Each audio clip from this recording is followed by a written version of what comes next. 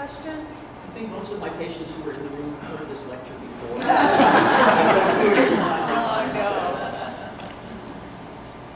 Who's responsible to train the doctors? That's a great question. Train the doctors. Any doctor that you go to. You Okay, are. there's a number of training things. Most neurology residencies who train neurologists, adult and pediatric, have rotations through neuromuscular disease, which includes the MDA clinic, which works with Friedreich's, and they rotate through movement disorders, which includes disorders of balance and coordination. So somewhere in their training, the average neurologist has heard about Friedreich's ataxia, has heard about some of the other rare disorders. They might have seen a case or two in their training. At UCLA, we actually have a separate neurogenetics rotation where the residents rotate through as part of a subspecialty rotation, and they all get to see Friedreich's. So that's one thing, but that's only a few residents per year. At the national meetings, the American Academy of Neurology, American Neurological Association, there are often presentations and posters about current research involving Friedreich's. I think a rare disease becomes very interesting to people who wouldn't want to think about it when you have a newly approved drug. So I would expect, should there be in the next several months a newly approved drug, that there's going to be a lot of interest amongst healthcare professionals to find out more.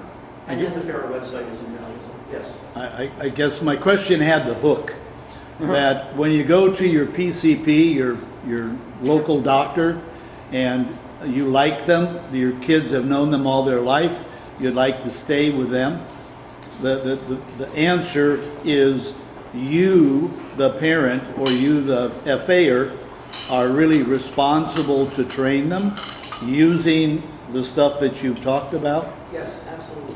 Yeah. And I've had the experience that doctors are actually, I don't want that, be louder. Doctors are actually really excited. When I tell them what I have, they go, oh, let me look it up. They all have laptops right there. So my cardiologist is very excited to look it up. And they want to learn. Dr. Perlman, for people in the room who maybe have not come to see you, currently you provide both clinical care and access to research studies, correct? Yeah, that's correct. And for people who might live far away, can that clinical care then be coordinated back to their local physicians?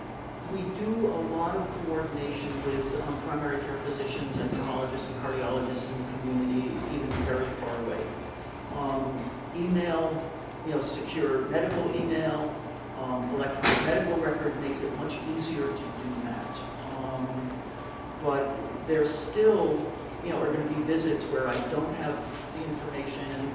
The person's doctor has retired and there's a new doctor, they don't know who the doctor is yet. So sometimes there is going to be a gap in that communication. But in order to keep this team effort going, we all need to focus on making sure everybody knows everything that's going on. And how many FA research studies do you currently have ongoing in your clinic? Okay, well, the ones that FARA supports, we are working with the regular natural history study, FACOMS, Friedreich's Ataxia Clinical Outcome Measures. We're participating in the FA child version of that, which has extra visits and additional measures, perhaps more sensitive to a young person. We're involved in the collection of biospecimens. We're seeing people in the extension phase of the Riata study. We're just starting up the retrotope study. We screened our first patient. So a little bit behind our competitors on the East Coast, but we'll catch up. And I think that's the active studies we have right now. Thank you. And we're always open for more. Right, guys? All right, but yes.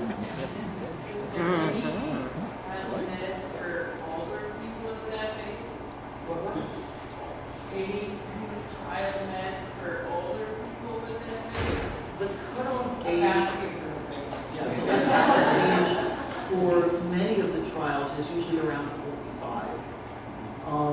If there are trials that require people to be able to walk with a walker, the average FA or, in their 30s and 40s may not be able to meet that requirement. So there's a little wiggle room, and they usually go out to age 45. Many of our patients with later onset Friedreichs or milder forms of Friedreichs, are living, well into their 50s and 60s, and feel left out to some extent. Over the years, I've tried to encourage the drug companies to have, with whatever double-blind, placebo-controlled, very restricted enrollment they have, to enroll at least a dozen patients that are older, that don't meet the physical criteria. Nothing that would compromise safety, but just something that would give them a broader look at the FA population. Nobody has done that yet.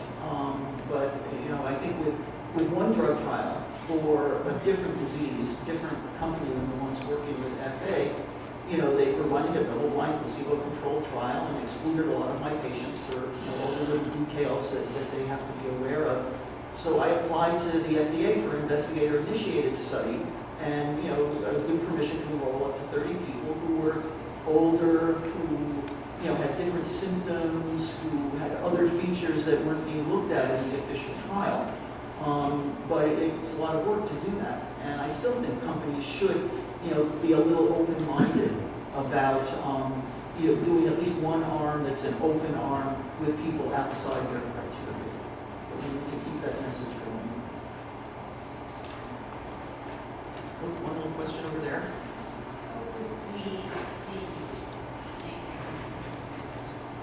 You can make a regular appointment with a referral from your regular doctor, the way anybody would be seen at UCLA. If you are interested in exploring research opportunities, you can contact my team members directly, and they can bring you in as a research visit, but we can still get involved in clinical activities as well. Yes, my department doesn't like that. And we have the contact information on the FARA website. So if you go to the FARA website and you go to clinical research, we list all the sites, and we have email and phone number for the coordinators at Dr. Perlman's site, so you can get their direct contact information.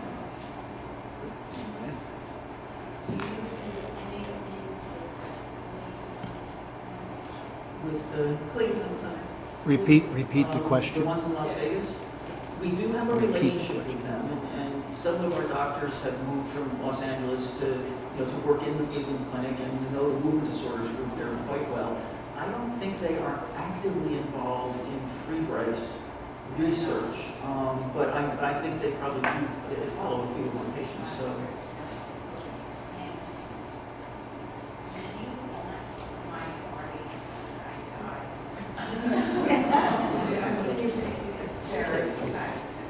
Yeah, there is on the FARA website a link to donate after death, and we do have a brain bank that has been doing research for many years on tissues that people have donated and have taught us a lot about the things that we need to look for in clinical trials and just in the natural history itself. Yeah, so your question was about organ and tissue donation, and yes, there's a need for that. If it's something that you would like to participate in and you'd like to make that donation, one strong piece of advice is start the process well in advance, because there's consent issues that have to take place, and there are logistics that can be arranged ahead of time, just so that your wishes are carried out, and that, upon death, everything's sort of set up to make that happen, because there isn't a big window of time from when somebody passes to when the tissues can be harvested. They degrade quickly, so time is of the essence, but all of that can be set up in advance and well planned out. And we have some resources on the website. We're currently actually developing a lot more. Rachel Bartak has started working with us to help update all the information that's there so that it's very clear for you how to do that, should that be something you'd like to do. I have a quick question, sorry. Can you just do a Kristen how her training has been? I know there's research going on with it, and I think it may be part of one of the upcoming presentations. I'm sure that there's a basic scientist somewhere at UCLA who's working with CRISPR, but for clinical trials, it's just not at that point. That was a